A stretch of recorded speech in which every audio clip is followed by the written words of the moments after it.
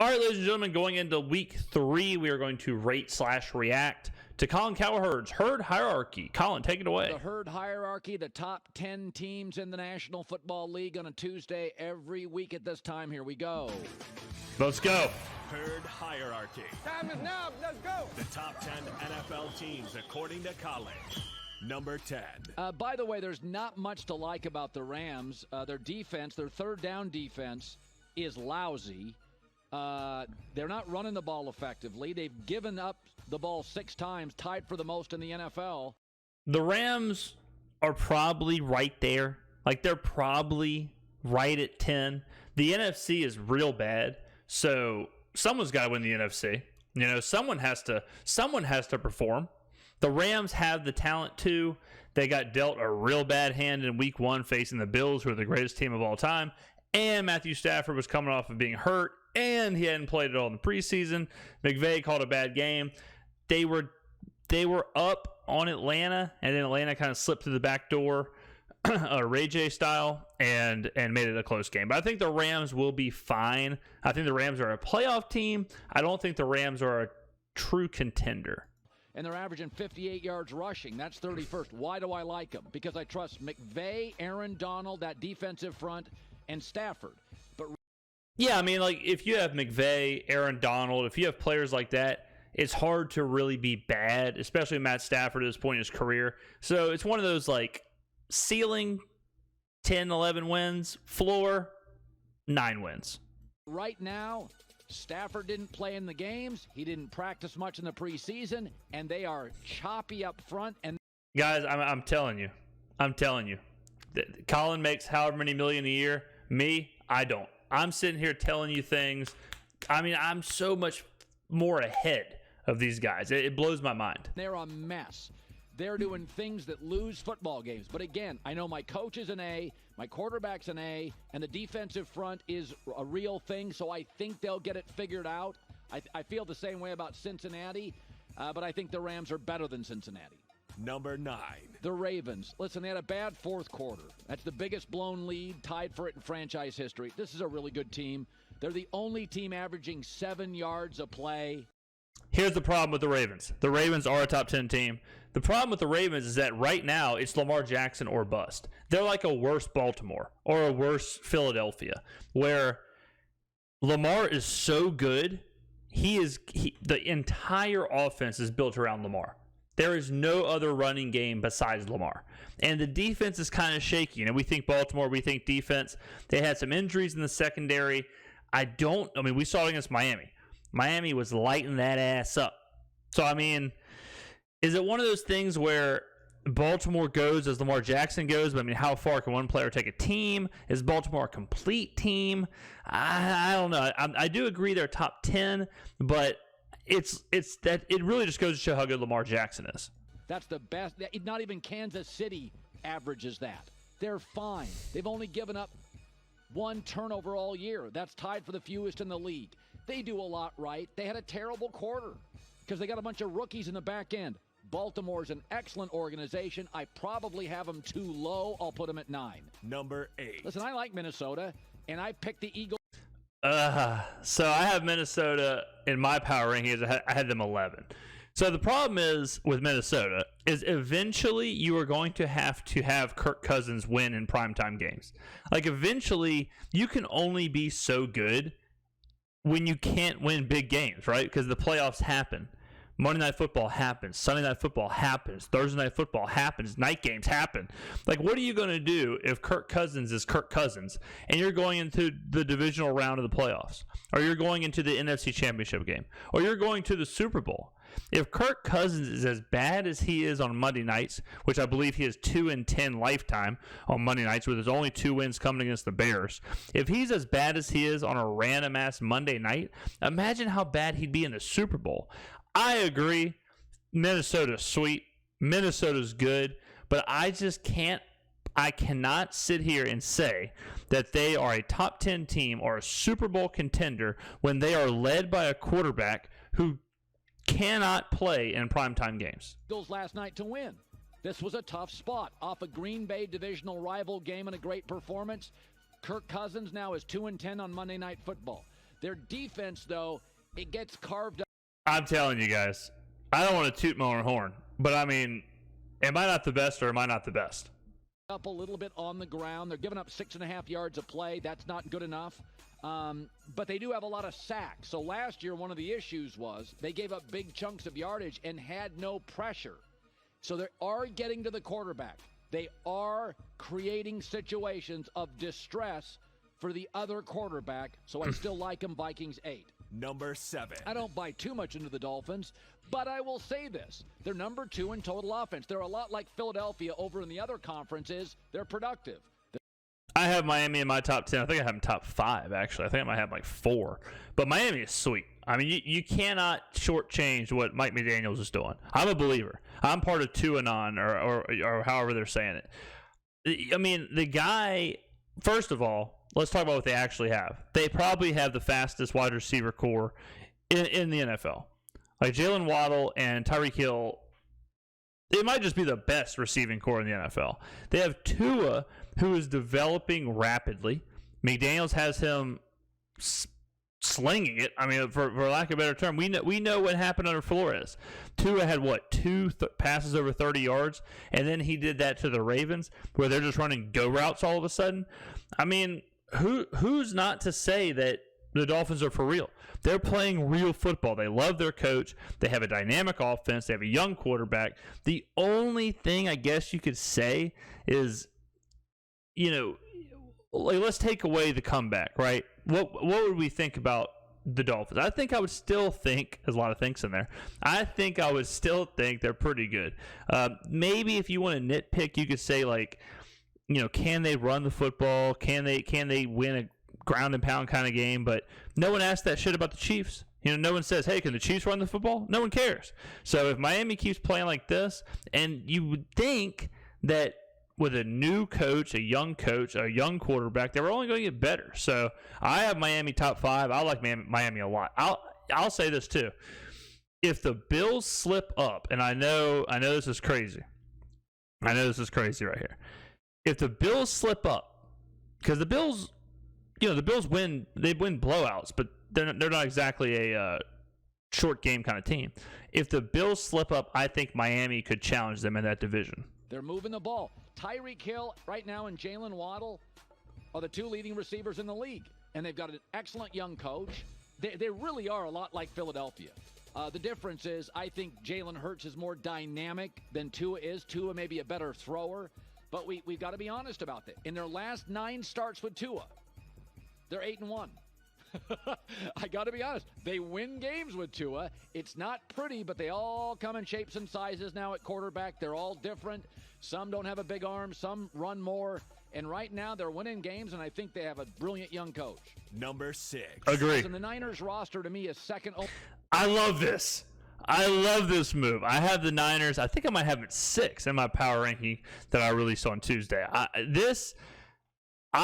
Between me, you, and the camera, I walked my happy ass down to the casino on Monday morning, and I took a bet. I have a ticket on the San Francisco 49ers to win the Super Bowl at 20-1. I love this team. I love this team. I live in New Orleans. I can see the dome from my apartment, but I may become a Frisco fan for the year because I love this team. I screamed for a year that the Saints should trade for Jimmy Garoppolo. They did not. Jimmy gets his chance. Good Jimmy is good. The handsome devil, he's back. San Francisco arguably has the best defense in the NFL. Arguably has the top 4 or 5 weapons in the NFL with the package they have of Deebo Samuel, Brandon Ayuk, and George Kittle when healthy. And now they have Jimmy. Now they have Big Jimmy. And they have my guy Kyle Shanahan. The San Francisco 49ers, I love this team. I also took a bet. I also have a ticket on them to beat to beat Denver Sunday night. So Sunday night we started.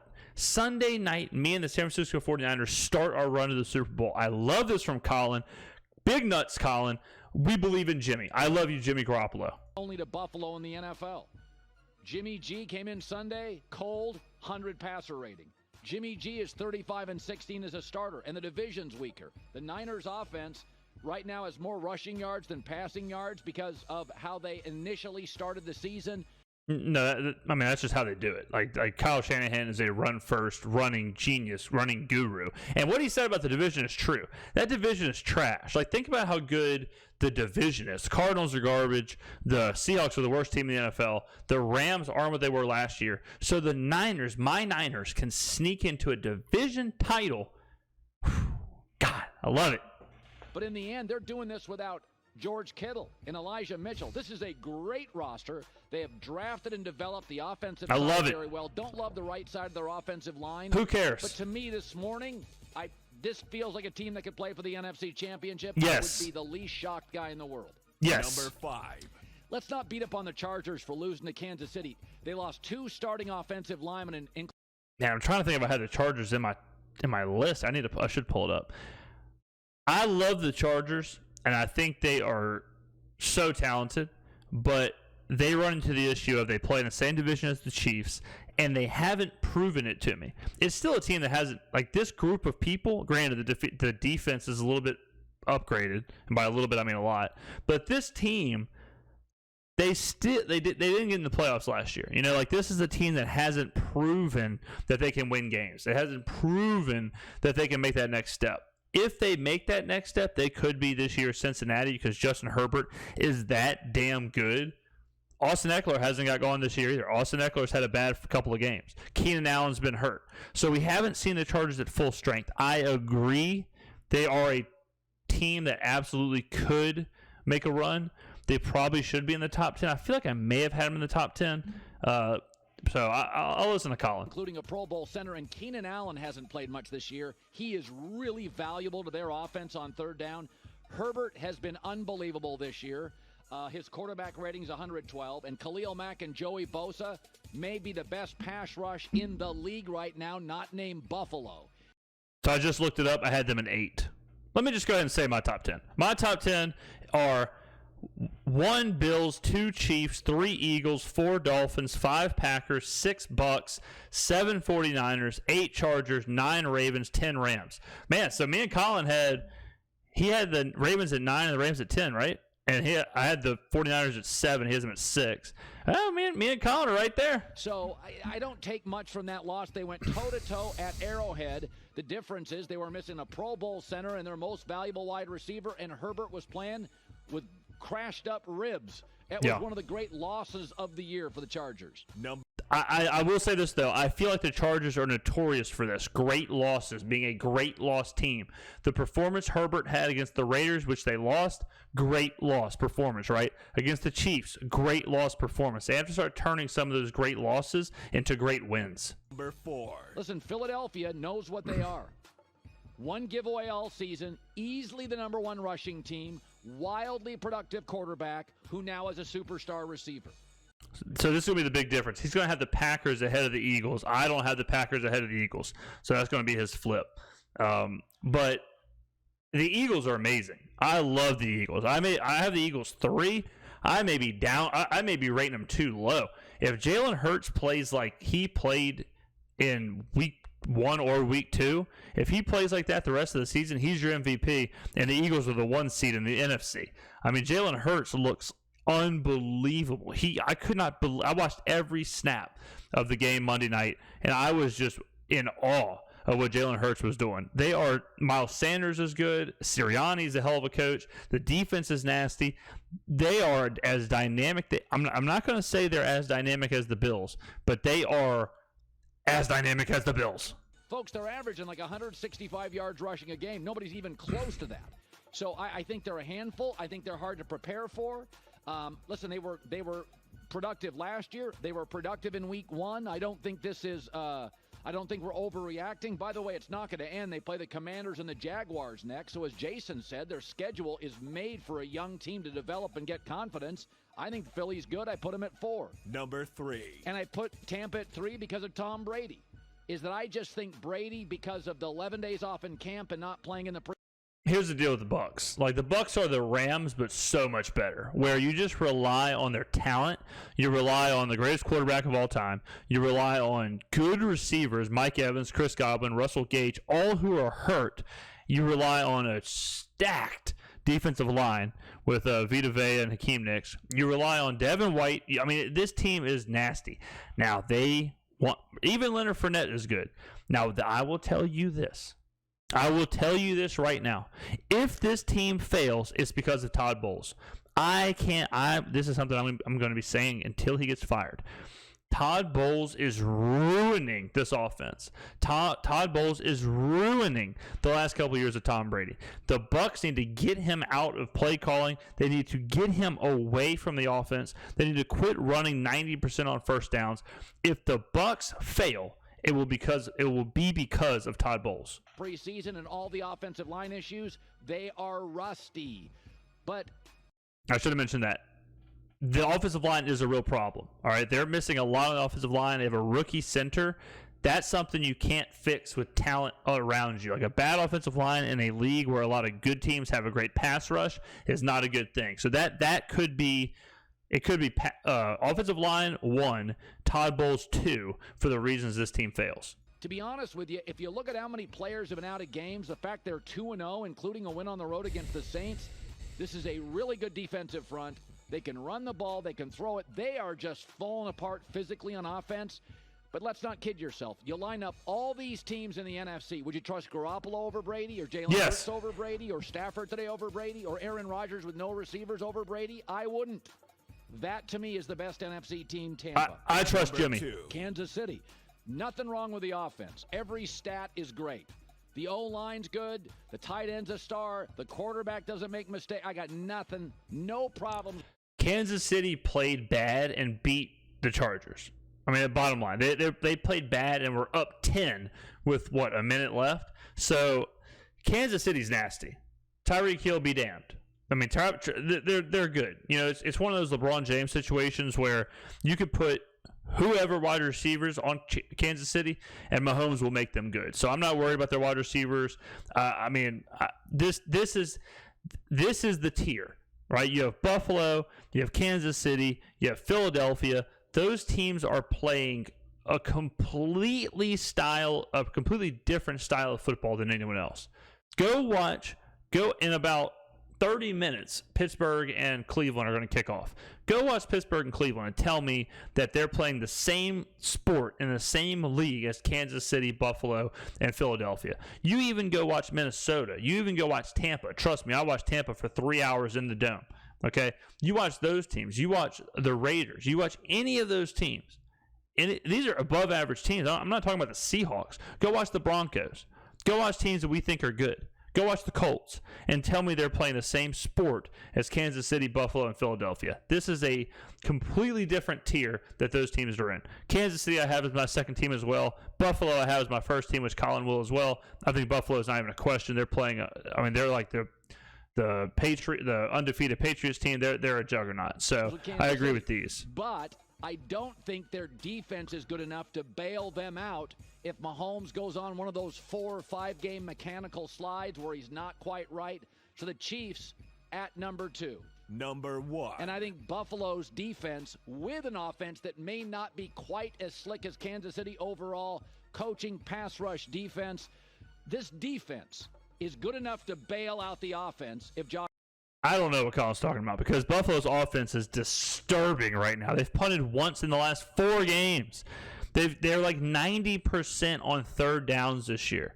Their offense is insane. And I'll tell you why they're insane. Because Josh Allen is the best player in the NFL right now. I mean, he's playing. It reminds me, I'm doing a lot of basketball analogies here, but it reminds me of when Giannis became the best player in the NBA and the Bucks won the title. Where it was like, look, I mean, they're doing something no one else is doing. He's doing stuff no one else is doing. Josh Allen is doing stuff that no one else is doing. And Stephon Diggs is right there with him. I mean, this Buffalo is as good as advertised, if not better. I mean, they are an absolutely disgusting team. Love the team.